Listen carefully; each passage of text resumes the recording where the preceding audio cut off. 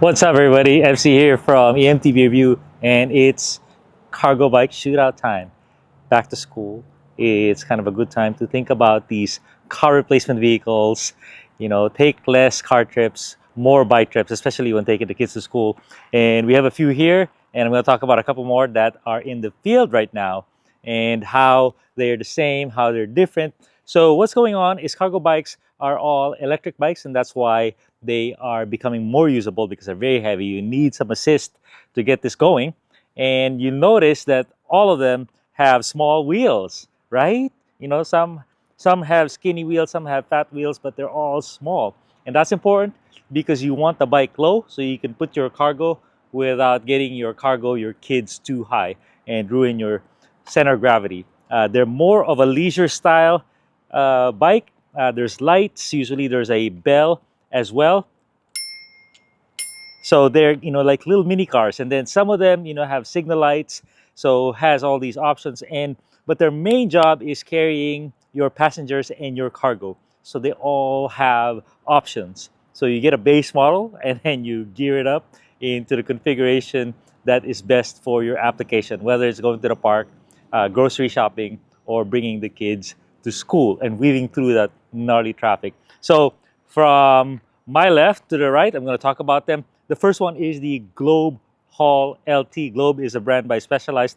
So that right there tells you this is a serious category. Specialized and Trek are into it, Giant as well. So they put a whole engineering team to build that bike, and that LT is $3,500. And they also have a short wheelbase version if you only have one passenger. That one's $2,800. And it's really a chassis, like a truck chassis, and you gear it up. So I put some options there, so they cost a little more. And they have all these bins. You can carry 6 bins. Very versatile machine.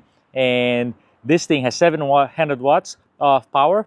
These are all hub motors, by the way. Hub motors are cool for these cargo bikes because it keeps the price down, and the weight distribution doesn't matter that much. So 700 watts, 772 watt hours of battery. So it has pretty darn good range, and it's a one size fits all, and it has a torque sensor. So it's a very smooth riding bike. If a cargo bike could ride like a Specialized, this thing does, because it's smooth, handles well, and it really is a fun machine, especially the short tail version, because it's not too big. This one's about 80 pounds, 82 pounds, and the other one's, I think, 72 pounds. Has a payload of 421 pounds that you can carry. Okay, weaknesses. I'm going to give you weaknesses of each bike, just so you know I'm not too biased and just trying to sell you something. There's going to be links in the description for all of these, by the way. So the weaknesses, I would say it is higher priced than everyone. Even though it's cheap for Specialized, it's still high. And the options, every time you get an option, it's you hear that cha-ching, a lot of money, more than the competition. So it's a premium product with a little bit premium price for the category. And the other weakness is it is a harsh ride. I think they overbuilt the chassis, and for some reason it just rides harsher than the rest. When you hit bumps, you're gonna know it. So I put a suspension post on it, and I put my tire pressure just a little lower. So really cool. This one's a long tail, and the short tail, which is everyone's favorite, is available as well because it's easy to maneuver and get in and out of the garage. All right, the next bike right here is the Engwe LE20. Hot off the presses. This just came in, and this is super cool. You can get it in 1 battery or 2 batteries. Really impressive machine here. 700 watts as well. But what it really brings to the table is incredible range. The range is double basically what the others claim. So everyone claims like 80 miles, so this one's like 160 miles. But really, real world is lower than that if you have hills and whatnot. Hydraulic brakes, and 1 battery here, 1 battery here.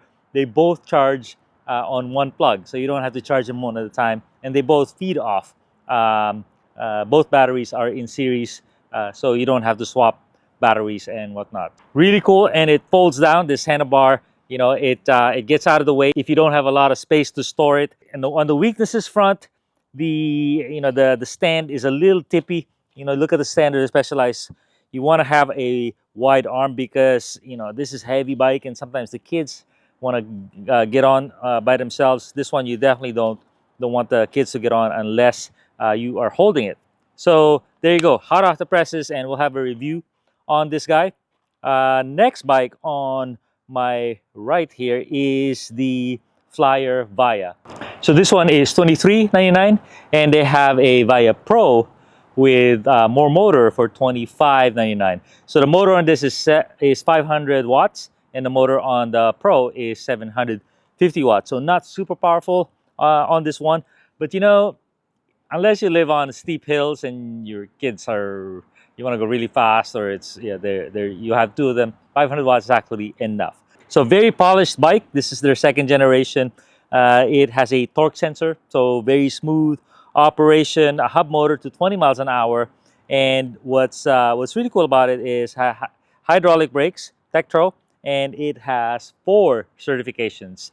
A lot of these companies are overseas and they don't have all the UL certifications. This one, they really focus on safety. So 4 certifications, for the battery, for the charger, and other safety features. It is 72 pounds with a 400-pound payload, and it has so many configurations. You're like a la carte, saying it's for grocery getter, clink, and then or it's for school, clink. So there's a lot of ways you can configure this and buy it. And they make it easy for you on their website. The weaknesses of this bike, one is that it's 500 watts only. If you don't, but you do have the Pro for $200 more. And the other is it's 20 miles an hour only, maximum. These all have throttles, by the way. So class 2 or class 3 bikes. And this one is a strict class 2 e-bike. The orange guy over there is the Hovsco HovCart 20. And what it brings to the table is a strong motor, 1300 watts with 90 newton meters of torque. That thing jumps out at you when you hit the throttle. 720 watt-hour battery, has a torque sensor, hub motor, and it goes to 28 miles an hour. So that thing is a speedy little machine. The other thing that's cool about it is it has good hydraulic brakes, radius brakes, and it has fat tires. So fat tires will allow you to get out there off the beaten path, do a little bit of trail riding and whatnot. Fat tires are good for that. So not too heavy, that guy, because it's kind of got an integrated frame, and everything seems to be like light construction, especially that cage. And so it's only 66 pounds for the Hovsco, and it's got a payload of 450 pounds. So on the weaknesses front, I would say the stand, is kind of tippy, and it moves forward easily. So if you push it, all these you push forward to get off the stand. This one is a little too easy to get off like that. And then another weakness of it is the footboards are very high. They didn't need to be that high. So what that means is, small kids are really the only ones that fit on that easily.